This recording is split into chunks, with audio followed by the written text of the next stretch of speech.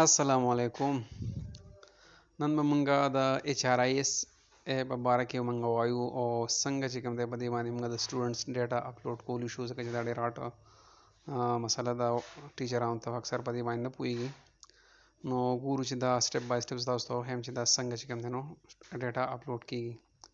ټولو نو بیا تاسو ساین ان شئ، خپل سکول چې کوم دغه ستاسو آی ډي ده هغې ده صحیح ده.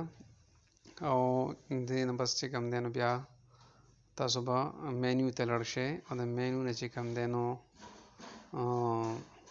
سټوډنټ EMIS دی ورپسې، او سټوډنټ EMIS پسې لاندې تاسو وګورئ نو سټوډنټ ډیټا اپلوډینګ دی. نو سټوډنټ ډیټا چې تاسو ته اپلوډینګ راشي نو په دې کې به تاسو لومبې دې کې یو سیمپل ورکړی دی فایل CSV. دا CSV به تاسو چې کوم دی نو ډاونلوډ کړئ لومبې. دا ریډ لیکلي چې کړي دي نو دا چې تاسو ډاونلوډ کړئ به ته وګورئ سیمپل ځان سره به یې سیو کړئ او د دې نه بیا مختلفې کاپۍ چې کوم دی نو ځان له جوړې کړئ د هر یو کلاس لپاره ځان له، لکه مطلب 1 2 3 4 5th کلاس تاسو ورپسې بره چې څومره کلاسونه یې ستاسو، لکه دلته ما دا کلاسونه ځان له جوړ کړي دي که نه. نو 4 دی 1 کلاس دی، هر یو مې ځان له چې کوم دی نو جدا جدا فایل CSV کې جوړ کړی دی. او دا تاسو په کمپیوټر باندې یا په لیپټاپ باندې په اسانه باندې کولی شئ. په دغه باندې په موبایل باندې دا اکثر سیو کېږي نه بیا په CSV کې، او د CSV نه بغیر دا بل فایل الي نه اپلوډ کېږي نه. نو په دې وجه دلته ما ورته جدا فایلونه جوړ کړي دي. مخکې نه ما په یو فایل کې 1 کلاسونه دا ډیټا اپلوډ کړی پرته ده صحیح ده. دا ما سره ټول په یو دا کې ورک شیټ کې چې کوم دی مختلف شیټونه ایکسل شیټ کې مختلف دارې پراته دي. ډیټا ما سره تیار پرته ده، زه دلته نه کاپي کوم او هلته پیسټ کوم. په دې کې مین خبره دا چې لومبۍ دا بره هیډر چې کوم دی سیمپل کې په سیمپل کې دا هیډر به تاسو بالکل نه چیړئ، چې کوم ما یلو کو صحیح ده. د دې نه کته به تاسو خپله ډیټا په دې کې پیسټ کوئ صحیح ده، یا خو تاسو ډایرکټ هم لیکلی شئ صحیح ده. په دې کې زیات خیال به تاسو ډیټ ته کوئ چې کم ډیټ دې کې څنګه لیکلی دی، دې کې لږ ډېر احتیاط پکاري.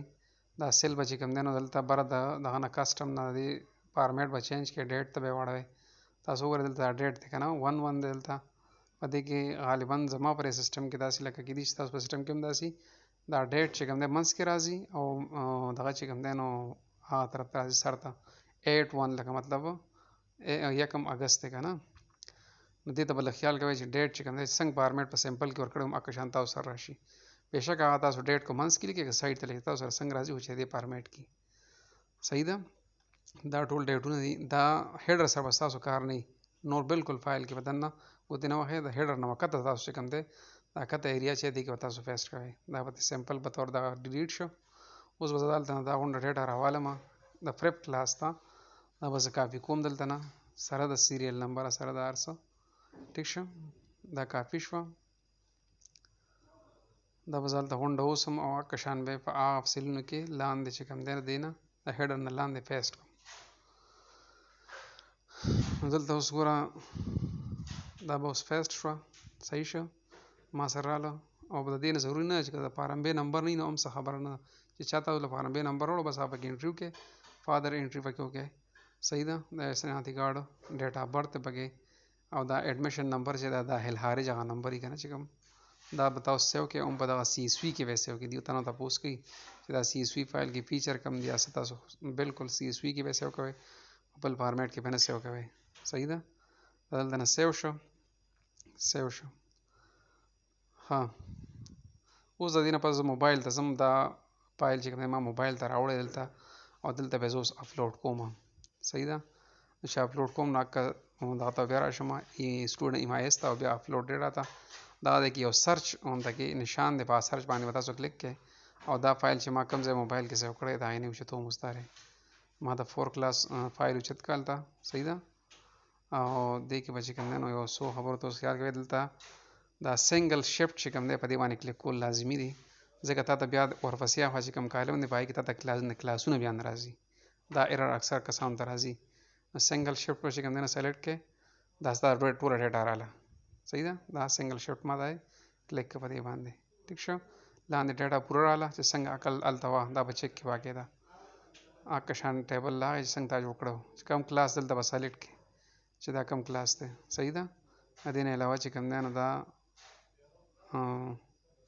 مارننګ د دې نه مخکې موږ سلیکټ کوو اوس چې کوم دی نو دا کلاس دی صحیح ده سیشن چې کوم دی نو 2022 او 23 سیشن دی موږ سره نو تاسو څنګه یې نه آیا نو تاسو چې کوم دی نو دا فیل کړئ او د دې نه پس چې کوم دی نو بیا څه کوئ سیو بټن به ووهئ نو سیو سره بس تاسو ډیټا چې کوم دی نو دا ټوله اپلوډ شي بس سیو بشي بره دا لیکلي ډیټا لوډینګ فینیشډ 12 روز پروسیسډ 12 روز کې زما ډیټا وه 12 روز چې کوم دی نو اپلوډ شو اوس به زه په سیو باندې کلیک کوم بس دا ډیټا په دې سره سیو شي د دې نه پس دا ډیټا چې کوم دی نو زه بیا هلته چې کوم دی نو ډیټیل سره بیا دا یو ماشوم خپل پروفایل دی که زه د بل سایټ ته دغه کې لاړ شم نو دلته به دغه کې به ورکړي چې سټوډنټ سرچ سټوډنټ EMIS کې لاندې یو آپشن دی اوس دا ته وښیم زه دا لاندې تاسو وګورئ سټوډنټ سرچ پکې راغلی دی اوس په دې وړو کې هم تا چې کومه انټري وکړه ته یو ماشوم چې کوم دی نه سرچ کوې چې بھائی دا